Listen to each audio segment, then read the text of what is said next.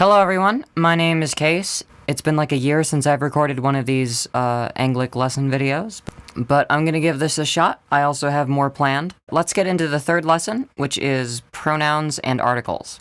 There's 4 kinds of pronouns I want to talk about. There's personal pronouns, like I, me, my, you, your, we, us, they, them, their, all of those. There's demonstrative pronouns, like that, this, etc. There's demonstrative pronouns, which are a little bit like this, or like that. We have relative pronouns, which are more like that, which, or he, who. And then interrogative pronouns, which, who, what, when, where, why, question words.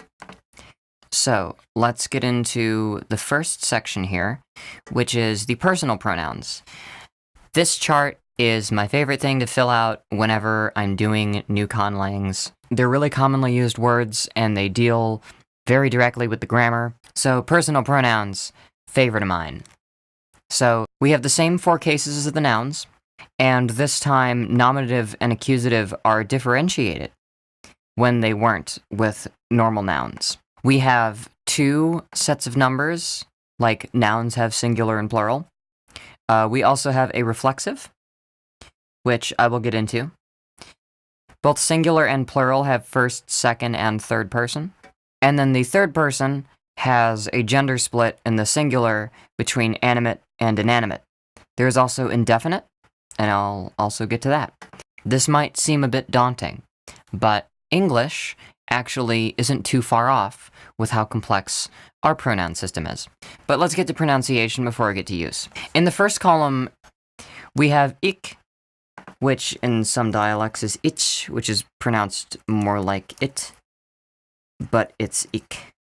This means I. We have mek, which is more like me. It is the accusative form, means something is happening to me, mek.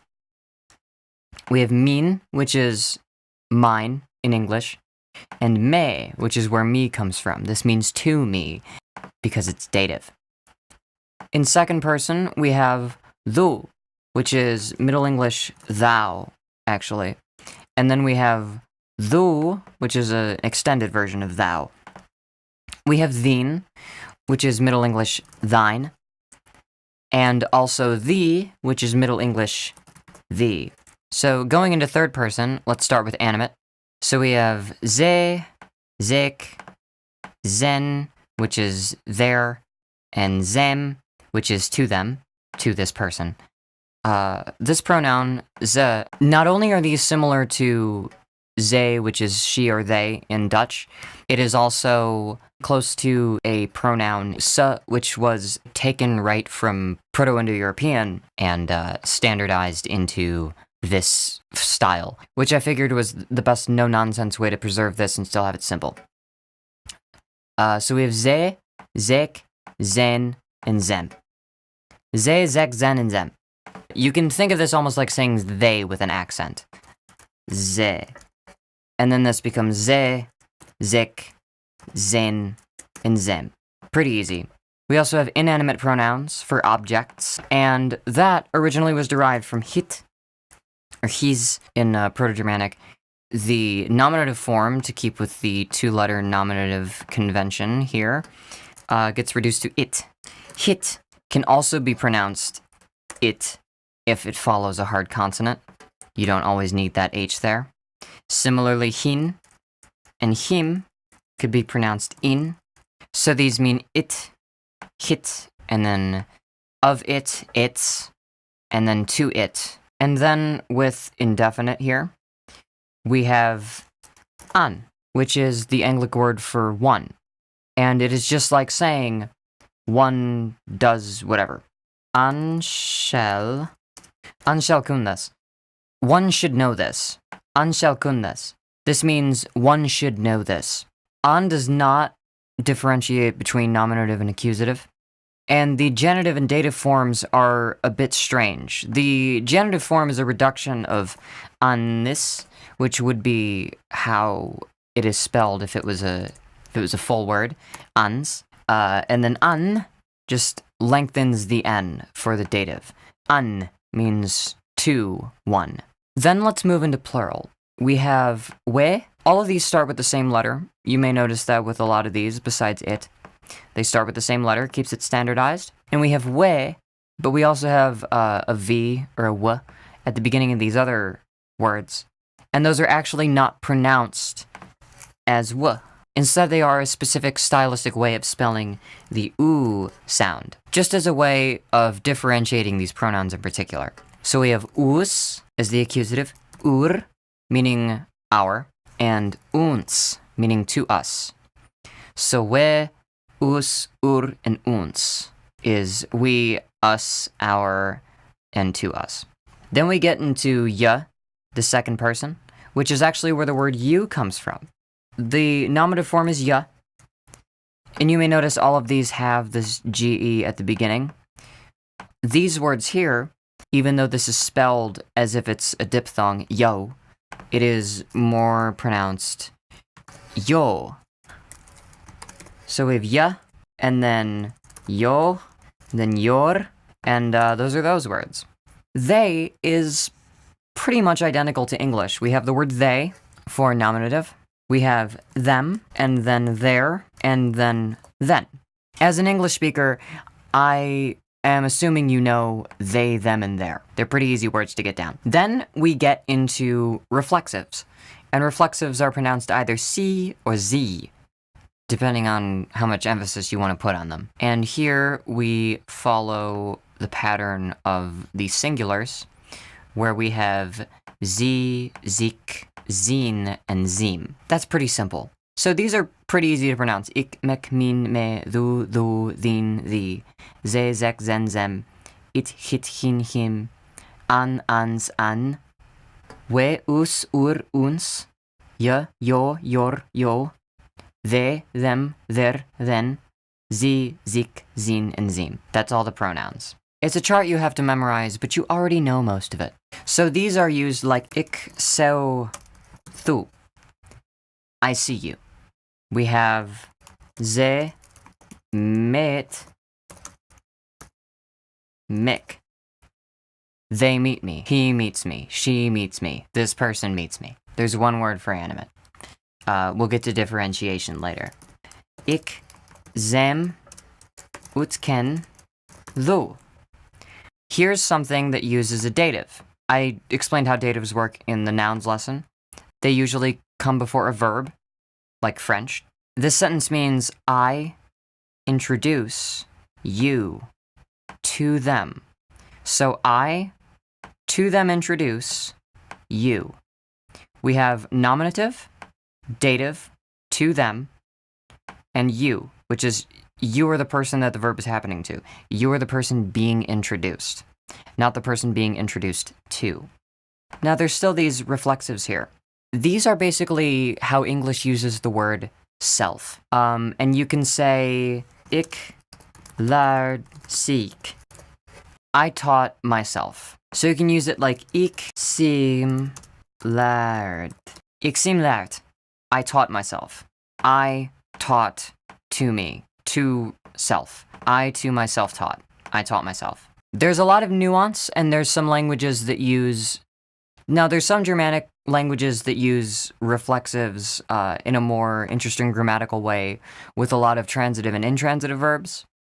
I want to write more up about the semantics when I have more examples to give, and that'll be on the grammar doc, which I will link in the description. Let's go back to introduction, because you can say ik zem ut ken seek. I, to them, introduce myself. This is usually the way that this would be read. It's unlikely that someone would read this and think, I introduce them to themselves. That's not really a thing that can happen. So a lot of these are depending on context. But if you want to make a clearer point, you can attach the reflexive to the nominative pronoun you want it to refer to. So see, I, myself, introduce myself to them, is what this is saying. This is a bit easier to understand.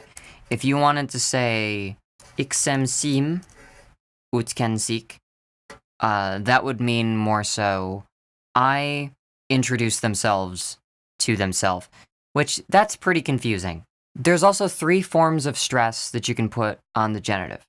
there is the word itself, min, which actually doesn't function as a noun as much as it does an adjective. When you say, it's my hat, you are modifying hat to indicate that you have possession of it. So if you want to say, min hat is kind of there's a little catch between the N and the H. Min hat. If you want to treat this like an adjective, you can add an ending E. So min hat.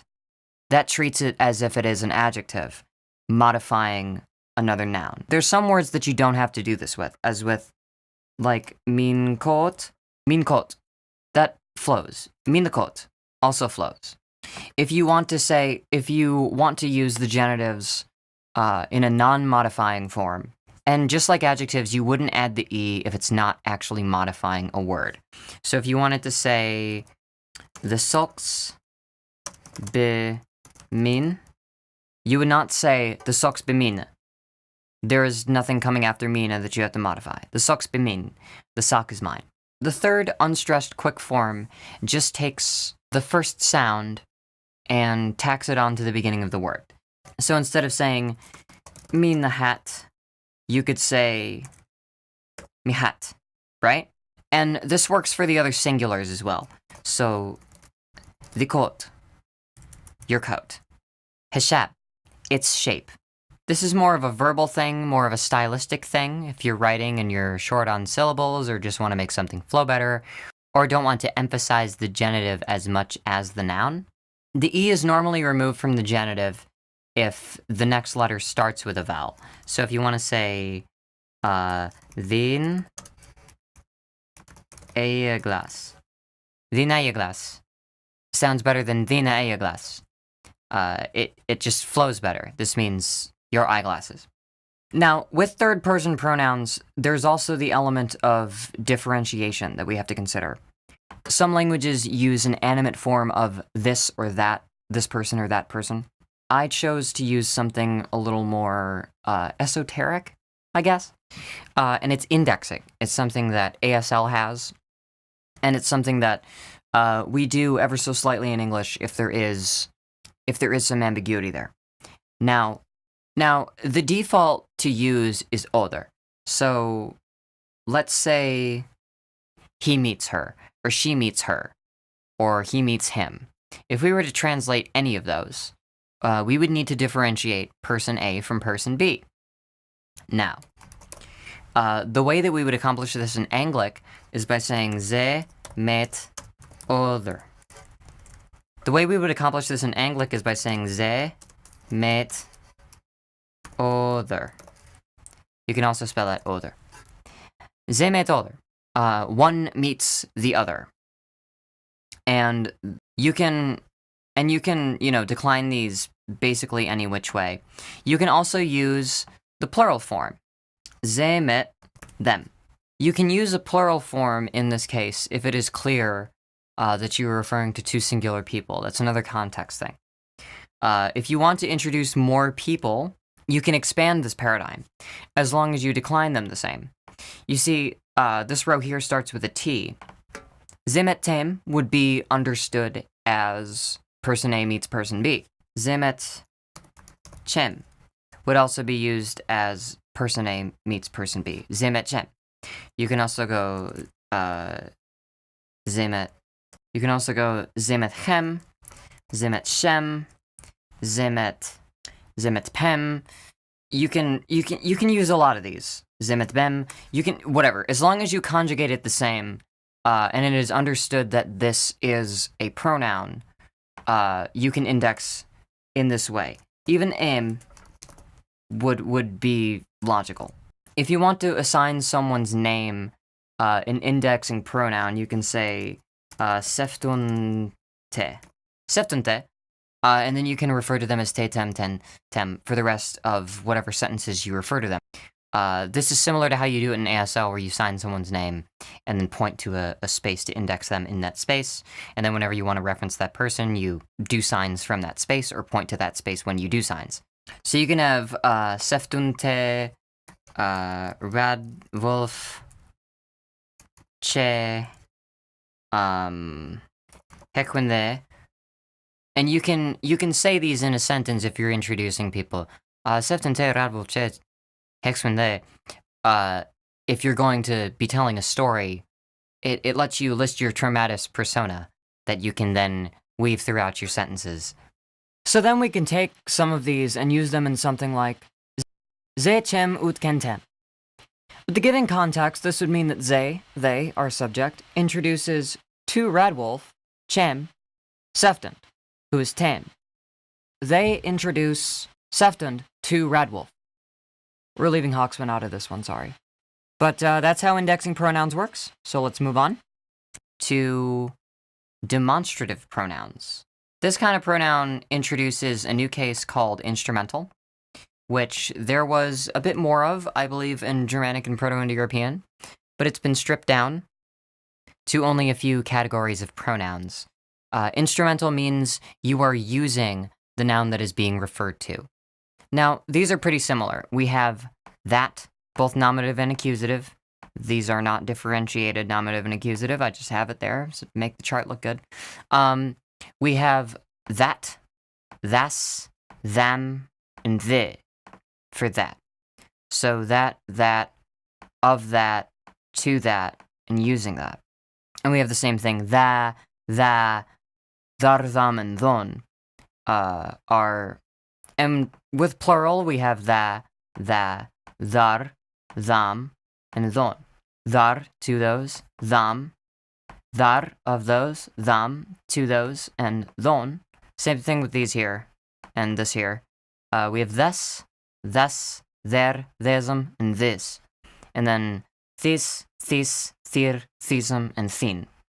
One of the things that changes that is kind of unspoken about these is the voicing of the th at the beginning of these. For the plurals, it is unvoiced.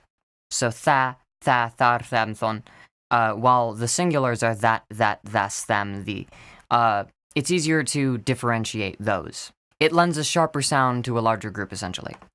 A shortening of that is still used in the English language as the. I've preserved the, and this is used as our generic definite article. Since it is derived from that, the rest of it conjugates like that, thus, them, the. And so, how do we use these as articles? Well, let's say I saw the stone. Ik saw the stan. I saw the stone. So let's say I saw a stone. It was in a pile of a bunch of other stones, and I took some of the stones. So to say I took some of the stones would be ik fetched daar stana. Ik fetched daar stana. Notice this agreement here. It is not the, and then the plural genitive of stone. It is the plural genitive of those attached to stone. Ik fetched daar stana. These agree with each other. You have to have this agreement if you want to specify something as definite. I took of the stones. So then we can say I carved a stone with a chisel, and that would be ik tham stan kratst mid. And I went over mid in the last lesson. It's an instrumental particle, and I'll explain how that works with the pronoun later. Ik tham stan kratst mid metal. I, to the stone, carved with a chisel. A chisel. If we wanted to say the chisel, we would use the metil. Mid the metil. We could also take out mid if we wanted to make that distinction. Ik dam stana krach the metil. I carved the stone with the chisel. Ik dam stana krach the metal. I carved with the chisel. There are also locatives that relate to this. Like dar is there, and it is related to that. If you add an R to something, it makes it locative. That's a very, very old thing. There's a few more examples of that I'm going to get to. But for now, we can move on to relatives. And this is kind of a cheat. In English, we have a lot of different phrases like that which, or he, who, or, there's these different combinations of words that we have to combine in order to get the same concept across. And that is the idea of specifying a subject for another clause, or clarifying a subject for another clause. So, you can see that the way that I do this is just adding the at the end of the other pronouns. You can also shorten this to sada, or the, based on, animate and animate, based on inanimate and animate, and also the for plural. So let's say we want to say, it was Seftund who did that. Ze was Seftund, se, the, dod, that. It was Seftund who did that. So we have did that, and then we have the. So the did that is the way that this comes together. But when you attach sa to it, it makes this a signifier of a relative that is being referred to here. So just like we index words with pronouns, we index this with a relative and then bleed it into the next clause using this two-part word here. Ze was Seftund så det dod that. It was Seftund who did that. Another example would be the fox så the bered rind away, actually. The fox so the bered rint away. The fox so the bered rint away. The fox, which is red, ran away. The fox, which is that, is red. The fox. The fox, that is red, ran away. So the red fox ran away. The fox, which is red, ran away, as opposed to the gray fox, which stood still. And this plays interestingly with prepositions and other particles too. Like we have the, hus, in, them, the, ik, woon, be, eld. The house in which I live is old. The hus in, the house in them, into that, the house into that, the house, and then we index it with into that I live is old. The hus in them, the ik woon, be eld. Instrumental is an interesting way to do this too. You could say Radwolf, the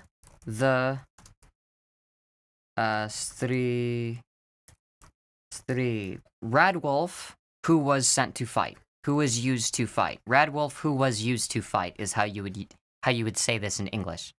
But in Ạnglic, to get across that Radwolf has something to do with fight, and not that they're essentially doing it, but they're being used to fight, you would say Radwolf, who is used to fight. Radwolf the street, who is used to fight. And then let's move on to interrogative pronouns, which are who, what, when, where, why. In Ānglic, they are standardized with the phoneme hua at the beginning of all of them, and so they're all spelled with a hua. If you see a short word that starts with hua, chances are it's an interrogative. So we have what, which is our word what. I think we're all pretty familiar with what. We also have huas and huas, or huas and huas, actually, which are whose in English. We would recognize that as whose. The dative to who, or to what, is wham or wham. We would recognize this in English as the word whom, which is pretty archaic, but you still see it every once in a while. And then we have huon, which is the instrumental. Using who, or using what, how. You can also shorten these two here to hue and hu, which are why and how, which basically mean the same thing. Like if you were to say hue striden ik. Hue striden ik. Why do I fight? Why do I fight? For what am I fighting? You could also say wham, for what am I fighting? It's about the same difference as saying for what and why. But they both mean for what. Hue striden ik. For what am I fighting? There's also how do I fight? Who striden ik? Or with who do I fight? Hva striden ik? Who am I fighting? If you are not fighting yourself, but you're sending someone into battle, you may ask, "Konstrunik," who am I using to fight? And you could also say, let's get done with stride. These words are usually tacked on to the beginning of a usual interrogative statement. Koktu, that means, did you cook? But you could also say, "What koktu?" What did you cook? You could say, "Was koktu?" Of what did you cook? Of what did you cook? Like if there's a whole buffet laid out and you say that you made some food. "Was koktu?" "Hwam koktu?" Why did you cook? Maybe dinner's already ready. "Hwam koktu?" For what did you cook? "Hwan koktu?" What did you use to cook? How did you cook? Is how that works. And you could go down the line with "Hwa koktu?" Who did you cook? That's not really or "Hwam." Who did you cook for? "Hwan koktu?" Who did you use to cook? Who are your sous chefs? There's a few other words we can plug in here, like "Hwen," which is our English when. "Hwen koktu?" When did you cook? Or "Hwar koktu?" Where did you cook?